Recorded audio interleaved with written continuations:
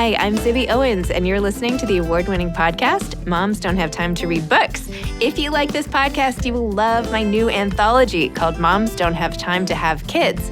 Check it out, and you'll hear from 49 authors about all sorts of things moms don't have time to do. All the authors have been on this podcast. Also, check out my TikTok @with Zibby and Tracy, my other podcast, Sex Talk with Zibby and Tracy. Check out Moms Don't Have Time to Write on Medium. And of course, my new publishing company called Zibby Books. And now back to our daily author interview site and a quick hello from some of my kids. Hi. Hi. Hello. Enjoy the show. Todd Doughty is the author of Little Pieces of Hope, Happy Making Things in a Difficult World. Todd is currently SVP, Deputy Publisher of Doubleday, and has worked at Penguin Random House for more than 2 decades. A graduate of Southern Illinois University Carbondale and former bookseller, he lives with his partner in Westchester County, New York. Welcome, Todd. Thank you so much for coming on Moms Don't Have Time to Read Books to discuss Little Pieces of Hope, Happy Making Things in a Difficult World. Thank you so much for having me. Oh, it's my pleasure. I have to tell you, I read this while getting over my booster shot sickness, which was terrible. And I was like, I need something to make me feel better. And I was like, oh, the perfect book. Well, thank you. I'm sorry that you needed it, but I'm happy the book was there. Thank you. Yes. And for the record, I have always had a porcelain cow creamer. And it is one of my favorite things since I was a kid. So anyway. That got its own one-page shout out. I know that. There you go. I'm like, okay, all right. I meant to bring it upstairs to this thing, but of course I forgot. But anyway. No worries. Okay, so first of all, tell listeners how this book came to be, your whole Instagram story during COVID and all of it. And then we'll get into more stuff. But okay, sure. Absolutely. So the blame for this can be laid squarely, I say jokingly, at the feet of Metro North, which is our commuter rail here in New York City. I left the office on Wednesday, March 11th of 2020, which was the day that the WHO declared a global pandemic. And I was on the train, and for some reason, it just struck me, and I wrote it directly into my Instagram, Happy Making Things in a Difficult World. And I started making a list of all of the things that brought me joy. And that was everything from, fat goldfish, a really good burger, a really bad DJ at a wedding that becomes a really good DJ at a wedding, Eudora Welty's One Writer Beginnings, any movie of Katharine Hepburn's, but particularly her entrance in The Lion in Winter. And it was just this sort of hodgepodge list, again, as I mentioned, of things that had brought me great joy. And I posted it that day. And what I noticed was a lot of friends and family started commenting, and people began to add their own happy-making things. But what jumped out to me is there were a couple of strangers on my Instagram who commented as well. And I thought, well, there's something here. So I just kept going, and then I kept going and going and going. And it ended up resulting in this miracle that's happened, which is now this is a book out as of October. And it's just been, a very good thing to happen during a very difficult time. It's a happy making thing in a difficult way, in fact. It has been for me. And, to see the reaction of folks and have that connection of, like you spend your whole life getting recommendations from people. Like you have to watch this show, or you have to go see this movie, or you have to listen to this album, and there's a spirit of that in the book. There are over 3,000 individual happy-making things. The brilliant copy editors at Penguin curated the entire list of everything in the book, which was kind of, mesmerizing and amazing when I saw it together for the first time. But those that read it will see I list everything from feelings to memories to items to recipes, books, TV, articles that I've read. You'll see things unfold in real time. I would sit down on the couch every night. We watched Jeopardy. And then at about 7:30, I would start going down this rabbit hole of joy, as I liked to call it. And, I carefully curated each list every day. It took about an hour and a half to 2 hours. It would be sparked by something that meant a lot to me, or something that I saw in the world around me that day. We were home at that time, our office closed. But what happened was I began to notice the world around me in a different way. I say at the beginning of the book, each one of us is carrying an invisible bag of rocks, and we don't know how heavy it is, how big it is, for that other person. But I think that there are these little totems that have gotten you through your life, the song that got you through, the movie that got you through, the book that got you through, the book that opened a door. So it's all these tangible things that meant something to me that I wanted to share with the wider world. And so many are ones that resonate. I mean, certainly with me, but I'm sure with lots of people. But everyone can find their things in there. And I feel like, I don't know, I'm 45, so I feel like there were a lot of 80s, 90s, all those references. Absolutely. Where I'm like, oh, yes, I love this. So.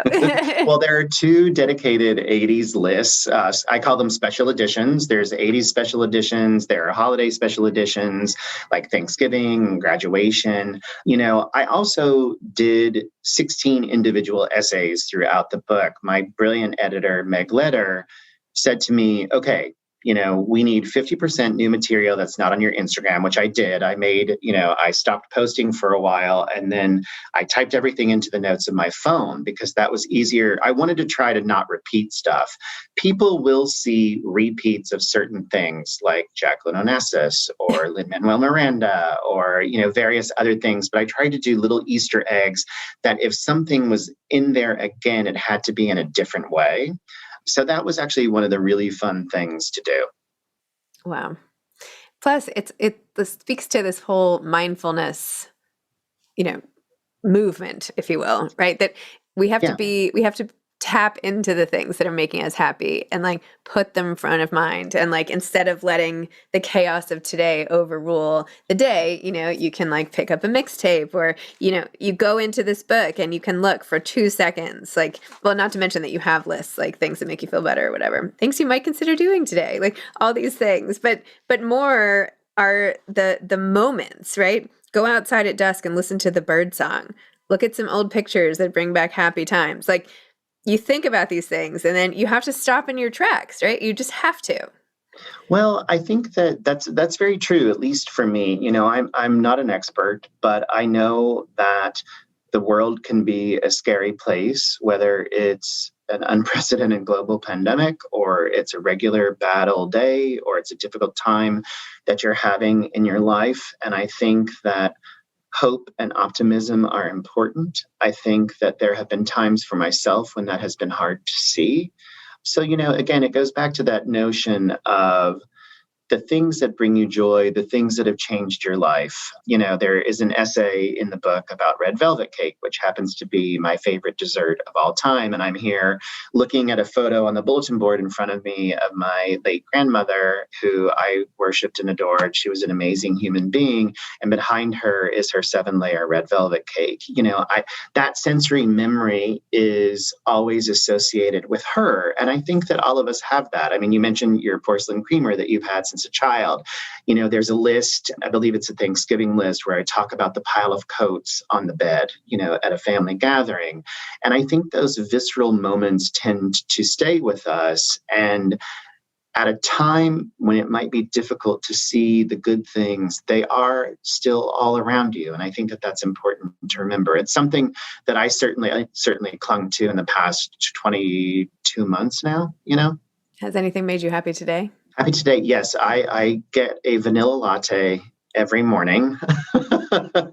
So that's my first happy making thing. I have done this thing where before I go to sleep at night, I try to think of 5 things during the day that I'm grateful for. And this is not, big picture stuff. It's little things. And I think that one of the aspects of the book that the reader can relate to is I say there may be things that you don't know about, a song you haven't heard, a painting you haven't seen, that I can lead you to that discovery.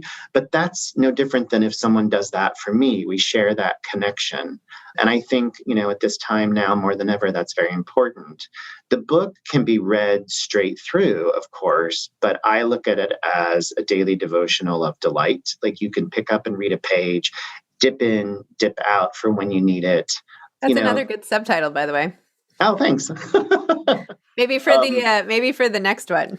Save that. Yeah, I'm hoping for a rip-off page a day, a calendar. So Maybe we can use that. That would be great. But I think that we all have struggled with moments of connection. And, what I hope that the reader feels between the two of us is that there's a fine line between memory and discovery. So either I trigger something that you might love and share with me as well, or like I said, I send you on a, journey of discovery to find that painting or listen to that song or make that recipe. So take me back to how you got here. Like, how did you write the book, but also your career in the book world? Like, how did this Sure. whole thing start? Well, okay, let's start with the publishing aspect. So I grew up in Southern Illinois, and I went to SIU, Southern Illinois University, Carbondale, go Salukis. And I came to New York when I was 16 years old on a church trip through our Methodist church. And I told my mom when I got back home that I was going to move there. And she said, that's fine, but after you graduate from college. So my best friend and I graduated on a Friday. We packed up a U-Haul on a Monday in May of 1995. We were here by Tuesday. So that was literally how I got here. So I've lived there and here. As you know from that first list and throughout the book, New York is a great love of my life. And I've been very, very lucky. I was a bookseller for a couple of years at Walden Books on Wall Street. And my friend Jerry Krasner, her best friend Amy Edelman, both who are in the acknowledgments. They, Amy was the managing editor, I believe, at Random House at the time, and there was an opening in the publicity department for the executive director, Carol Schneider, and who's a legend in the business. And Amy told Jerry, and Jerry said, you can talk to a wall and you love to read and you should go for this job. And I was like, oh, okay. And I had never worked in an office before. And somehow I tricked those people into hiring me. And it has given me my professional life for the past 23 years. So for a kid who grew up a book nerd in rural Illinois, whose library was a haven, it's been quite honestly just a blessing in my life. I've been very, very lucky. And that extends to the book as well. When I started this, it was one individual list. And as I mentioned earlier, I just kept going. Friends began to percolate and say, this is a book, don't you? And I didn't at the time. It was really just that daily escape that I was looking for. But then we put the book together. Brittany Bloom from the book group is my agent. Her. Yeah, she's amazing. She saw it as a whole. And we're with the folks at Penguin. And Meg Letter is my brilliant North Star editor there. And so I work in publicity, and for those who don't know, who might be listening, that is the caboose of the publishing train. The writer writes the book, the editor buys it, the cover is designed, the book is edited, it's typeset, sales sells it in, and then publicity and marketing come in at the end of the life of the book. So what happened for me was I was on the other side of the publishing fence. So I was actually able to see the train being built, if that makes sense. And it was a remarkable experience, from everything. Josie Portillo did all of the beautiful art on the gorgeous cover and throughout. Sabrina Bowers is the genius designer who created the actual look of the book. So it was a truly collaborative experience, and it was just amazing. And again, I cannot say this enough. I know how lucky I am to have this exist, and truly grateful. So what was it like then having to do publicity for your own book? It's a little weird, I will admit, Did you make the whole plan? Like, how did you do it? No, I have an amazing team at Penguin, Rebecca Marsh, Sarah Delosier, and Libria Kasher, and they are the geniuses behind all of the launch. And they've been remarkable in their work and just their collegial spirit, and I owe it all to them. For me in publicity, so what happens is when you see an author on the Today Show, or you read an article online, or they are listening to me or others on your podcast, which is still very weird for me to say, a publicist has helped arrange that, back in before times, and we're getting into this a little bit more now. When you go to events in person at a bookstore, a publicist has arranged that with the store. So we are really the responsible for the launch and the life of that book in the media sphere, in the bookseller sphere, in terms of events only. And so to be on this side of it is quite bizarre. I'm a behind the scenes guy. So to this day, it's still a little bit surreal. So would you change your things that you do on the publicity side now that you've seen what it's like on the author side? I don't know that I would call it change, but I have a newfound and newfound respect is the best way to say it, because I had never written a book before. So I didn't know how to do this, right? Like the act of just sitting down and doing it every day is so very important, but then putting it together and how do you shape it? And, a lot of that credit goes to Meg because she was the one to say, we'll include the 8 different playlists that are in the book. We'll include the 16 essays, as I mentioned earlier. We looked at all of the pacing in the book. The reader will see, we pulled out groupings for one page, or we pulled out individual items for a page. I think that aspect of creating it was something I didn't quite fully understand. The best way I can describe it is there is a toy in a box in your home. And every day you go over to the box and you take the toy out and only you play with the toy and you derive joy from playing with the toy. And let's say it's an hour, it's 2 hours, and then you take the toy and you put it back in the box and you close the lid, and the toy and the box have nothing else to do with the rest of your life, right? So then that's the actual aspect of writing. And then when you if you're lucky enough and, to have a book published, which, is a miracle. And again, I'm still very grateful for that. You then begin sharing the toy with other people, and then the toy gets sent out into the world when it's published. And I've seen that for 23 years, but I didn't understand the mechanics behind it. And I would say that's kind of the biggest lesson that I've learned, which just shows that, I'm old and I could still learn new things. Yes. Actually, I think this time of life, I've learned more than I did for like the 20 previous years. I feel like I've learned more in the last 4 years than, I don't know, certainly the previous decade put together. Certainly the past 22 months have been a very eye-opening time as well. Interesting. So aside from the calendar, did this now make you think like, okay, well, now that I've gotten a taste of being on the author side, this is definitely like, I want to have this happen again. Like, are you liking it? And like, do you have more books in you, or were you like, okay, I didn't even mean for this to happen necessarily. I'm delighted it has, but now like back to my day job type of thing? Oh, no. I mean, this has just been an amazing, incredible experience. I mean, I think that, one thing that happened is I turned the book in about a year ago at the beginning of October, and then we went through rewrites and copy edits and things like that. But for the most part, I've kept posting lists. I saw that. I know. Yeah. It's like very recent. Yeah. I mean, I think the last one was about a week ago or so. I've been a little less sporadic, I've been a little more sporadic as opposed to daily. But I did keep going because it was just fun for me. That was great. I mean, I joke about a page a day calendar. I'd love to have that happen.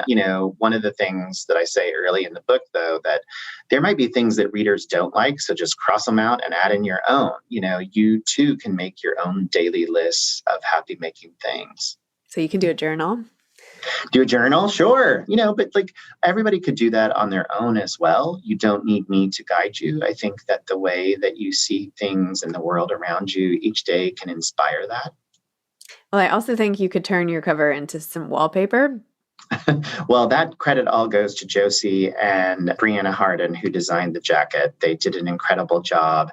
It's just this burst of yellow with some of the happy making things from the book. I'm looking at it right now. There are peeps, there's a slice of cake, there's an actual mixtape, there's a bicycle with a basket on it, jukebox, a Wurlitzer, pink flamingo. And, it's so fun to see. I went into a bookstore for the first time on pub day, and to see it there in person was just a shock. But yeah, the cover itself is just this sort of burst of joy. Can you go back to being the book nerd who found haven in libraries when you were a kid? Tell me more about that time of life. Oh, totally. Absolutely. The essay on summer reading talks about, me as a kid and finishing up chores so that by 1:00 that I could head to the library. The Carterville Public Library was a haven for me. When you walked in, the kids section back in the day was on the left, on the right was the magazine rack, and then the stacks behind. The librarians were amazing people who opened many new doors, windows, and worlds to me. At that time, you could pick a topic and then request it. And then the county library would photocopy all of these articles and bring them back to you on whatever topic you would choose. So I'm a bit of a pack rat. I don't have some of those articles from my childhood, but I have saved things over the years that actually made their way into the book. But I'm still a book nerd to this day. Our apartment is packed full of books. They have brought me such joy professionally and personally. A friend of mine recently talked about, think about that person who handed your favorite book to you or how you found it and what that moment means to you in your life. And, Doris Larson is my former second grade teacher who read us the poetry of Shel Silverstein. I still have all 3 of his books from my childhood. My Uncle Dennis gave me From the Mixed Up Files of Mrs. Basil Lee Frankweiler. I have my childhood copy. The dust jacket is a little bit worn and torn, but I met Mrs. Konigsberg totally accidentally at a charity event years ago. And as I mentioned in the book, it's like this static line of children are lined up in front of her, and then it spikes with me at the end, But I think that if you are a reader, you have those books that have followed you along. I wrote a whole memoir about this. It's coming out next summer. Yeah. Oh, that's great. Yeah. It's all the books because I remember life in terms of what I was reading, where I read certain things, how those books helped me, so I just wanted to sort of an homage to those books with my I love it. I can't wait to read that. Yeah, I remember sitting in a hammock outside of we lived in a trailer in college for a year, and I strung a hammock between the trees, and I remember reading The Witching Hour there, which is one of my favorite books of all time by Anne Rice. If you haven't read it, get that, and The Mummy, Stat. You know where you were when those things meant something to you. I don't know if you read Ann Patchett's book. I just interviewed her yesterday, so I have it right here, and I keep talking about it for these precious days. But, she says it's not the book journey is sort of not complete until you've then recommended it and given it to somebody else. I think that's so true. That book is fabulous. She is one of my favorite writers. I was lucky enough years ago, I worked with John Grisham, and we did an event at Parnassus in Nashville, and I took my first edition of Bel Canto, and she graciously signed it.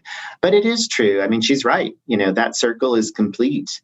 And, the reward is if someone loves it as much as you do. I mean, I have this thing where I say, if someone tells me a book that they're reading that I loved, I say, I'm so jealous that you get to read it for the first time, to go back and do that again, because you'll never have that experience again. It's true. It's true. Oh, so what are you reading now? Anything good? One of the things that I fell in love with during the pandemic were Louise Penny's mystery novels, starting with Still Life, which is great. We are publishing Hanya Yanagihara's new novel, To Paradise, in January, which is a masterpiece. The to-be-read pile is a mile high. I have Robin Hobb's The Assassin Apprentice, which I've never read. A colleague of mine was just telling me Patrick Rothfuss is an amazing writer, and I need to read his series. So it's never ending. How about you? Don't put me on the spot like that. I'm what do I have coming up next week? I have so many things I want to read that I put them, I read them based on when I'm doing the podcast about them. Okay. Well, that makes sense. So I have to finish Alison Larkin, The People We Keep. That's week. LA Weather. Actually, I read that already. Maria Escandon. Do you have a particular way that's your favorite type of reading? I don't mean device, but a place or time. Do I have a favorite place or time where I like to read? In bed before I go to sleep, or really all day? I mean, that would really yeah. What about you? Well, now that we're back in the office, I like to read on the train, on the commute in. It's sort of uninterrupted time. I like to read before I go to bed too, but I usually conk out pretty fast. So that dedicated commute time has always been great to me. I just listened to Benjamin Ellery Sands's Aristotle and Dante sequel, which I loved. So I don't do a lot of audiobooks, but it's something I'd like to start up again now that the commute is there. Yeah. I mean, in a dream world, I would read on a chaise lounge with the ocean laughing at my feet, Of course. Floppy hat that never gets squashed in a suitcase, That is very specific. Totally different body, perhaps, but the same books and books that just never ended. So that would be great. Sure. What advice would you have for aspiring authors? What advice would I have? Well, I think the act of sitting down and taking the time to write every day cannot be underestimated. It's one thing to have a deadline. Again, I had never done this before, so the deadline helped. But, this really did begin on a train. But after that, every day we were home. And like I said, I would sit down on the couch for an hour and a half to 2 hours every night to really focus and curate each one of these lists. When you read them, some of the items are connected, some of them are zigzag, but they're all carefully curated for the reader. And just that act of sitting down and making time for yourself to go play with the toy out of the box is very, very important. I think that's what I would say is the most important thing to me. Make the time. I also love that you think of writing as playing. Like playing with a toy. I mean, not that you necessarily, like just that image, your analogy, right? Like, because there has to be some joy to it in the act in and of itself, wherever the writing goes. Sure. And I think that applies to, any activity like in life. If cooking is your thing, if sports is your thing, if reading is your thing, if writing is your thing, painting, whatever that may be, quilting, anything that is an activity and a hobby, a passion, a pursuit, it requires that time. And, again, this is the first time I've ever done it, but that was very important to make this happen and actually get it done. Again, the looming deadline helped, but just the act of every day sort of sitting down and going into that place was a very good thing. Amazing. Well, I'm so excited to talk to you about this. I feel like I read about it in Publishers Marketplace or something. Like when I first heard about it, I was like, "Oh my gosh, I know him! He's from my inbox." So anyway, I was like so excited to see you being on the other side. So anyway, it was awesome. Oh well, Congratulations. Thank you. I really appreciate it, and I thank you for having me today. Of course. All right. Have a great day. All right, you too. Thanks, Sibby. Okay. Bye. Bye. Thanks for listening to this episode of Moms Don't Have Time to Read Books. Don't forget to follow me on Instagram at Zibby Owens and at Moms Don't Have Time to Read Books. Also sign up for my newsletter at zibbyowens.com and sign up for my virtual book club and meet lots of authors on Zoom every other week. Thanks so much to Steve and Ryan at Texture Sound for the sound editing. And thank you to Morning Moon Productions for providing this fantastic intro and outro music.